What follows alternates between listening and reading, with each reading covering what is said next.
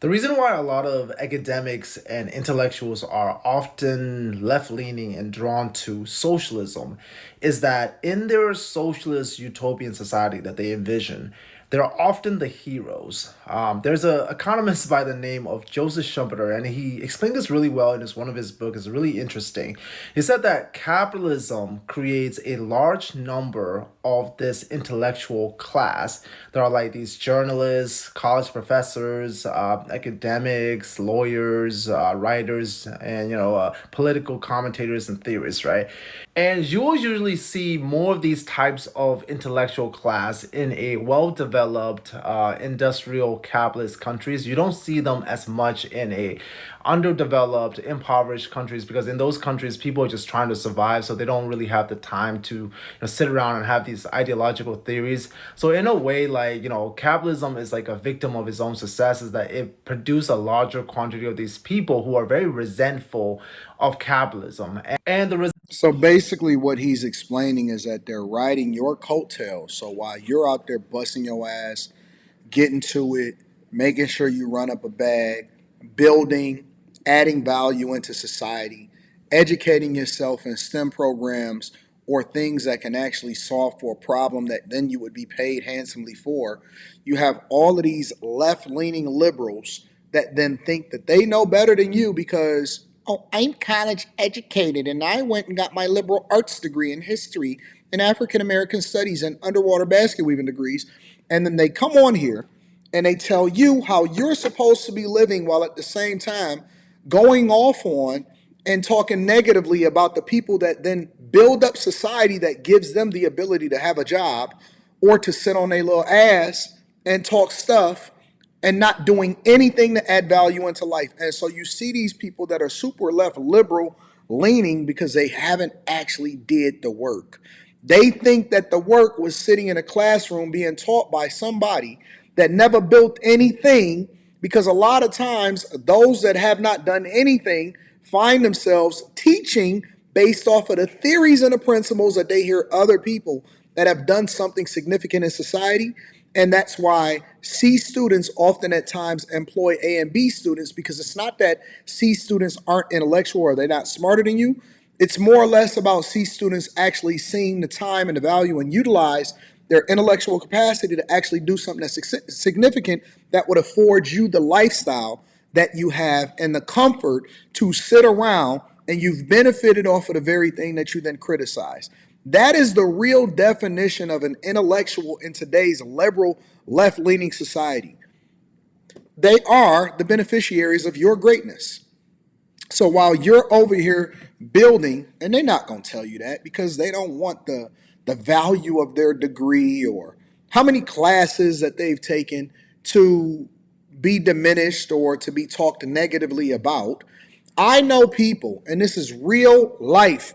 I know people that have several different degrees across different studies. They are a lifetime student. They have $300,000 in student loan debt after all of the interest and stuff is calculated, and they cannot find a job. And they will blame the man in the system because they don't have any real life work experience or they don't know how to make it applicable to real life. I know people that are broke as hell that say that they are the smartest ones in the room and they will sit there, don't have a pot to piss in, but guess what they are? They're leechers. And I'm not saying that getting educated isn't necessary. What I am saying is this is the definition and the reason why I say it doesn't translate. I see people that then lean to the insight and the understanding once they want to transform their life into something that's beneficial for society or they want to feed their family more effectively.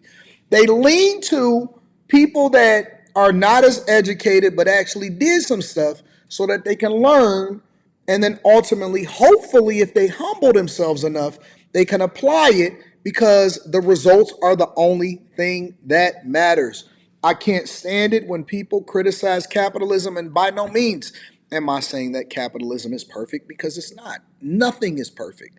But it is the best system to pull people out of poverty and inspire innovation, inspire people to work harder, inspire people to help and then benefit society. and then everybody else then benefits as a result of it. Let's hear some more of what he got to say, and then we're gonna come back. Resentment Go usually ahead, Ken. comes from the fact that capitalism mostly rewards entrepreneurs, inventors, innovators, merchants, like people who actually like produce like real useful goods and services for society. It doesn't reward like critics, like a lot of intellectuals. I mean, they don't produce that anything that the market actually values. Like their products are usually like ideas and criticism and theories about societies and how society should operate and function, right? Now, if you can do both, that's the most beneficial. If you can actually build something and then use yourself as an example on how other people can then take that and build upon it, then you to go. But society rewards people that actually do stuff, not just talk about it. People like Robin DiAngelo, Kimberly Crenshaw, like Ibrahim X. Kendi, Angela Davis, like these people, their whole power comes from pointing out flaws and complaining and theorizing. They don't actually like solve anything or solve any real world problems. So the easiest path to influence for them is criticizing capitalism. And because they believe that they are actually smarter than most people, like especially capitalist business people, they feel that capitalism doesn't properly reward them for their intellect, whereas in socialism, they will be more valuable, such as being, socialism needs like planners, central planners, theorists, ideologues, experts, and, these guiding intellectuals. So this is why they're so much more drawn towards socialism. On top of that, they also don't suffer the consequences of their own failed ideologies. You see, unlike an engineer who's built a bad product, you can see it in real time if that product works or not, and if it doesn't, they have to go back and try to fix it. Whereas with these intellectuals, their product is actually their ideas. So they can be like Which, in most situations, they're very, very, very bad ideas. And they just sit there and criticize what other people do when they don't have any implementation of their own. catastrophically wrong and still get to keep their careers. And if their ideologies and their predictions fail, they can always write a new essay explaining why it wasn't real socialism or that someone implemented it wrong. Like they have no skin in the game, so there's So, they don't really have to be accountable or responsible for the things that they are saying and they're doing. All they got to do is sound smart to a bunch of people that have student loans. And then that's where they then get their social equity. And that's how they feel like they should be rewarded. These are the type of people that feel like they should be paid according to how they feel about themselves and not what the market dictates.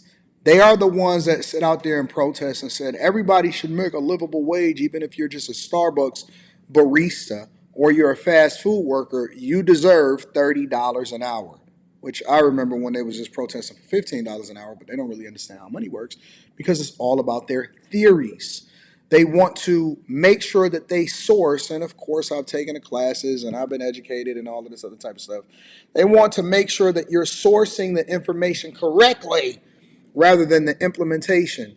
And it's just funny to me how I see people that sit there and think that the results don't matter. The results is the most important thing in society.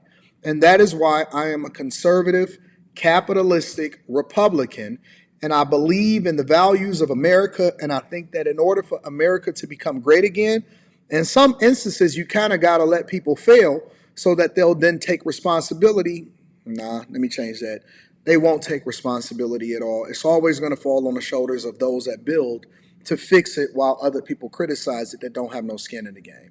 Let me know what y'all think inside of the comments. Make sure y'all tap into the Patreon. Link is in the description. Teach Henley 40% off your first order, 20% off of life.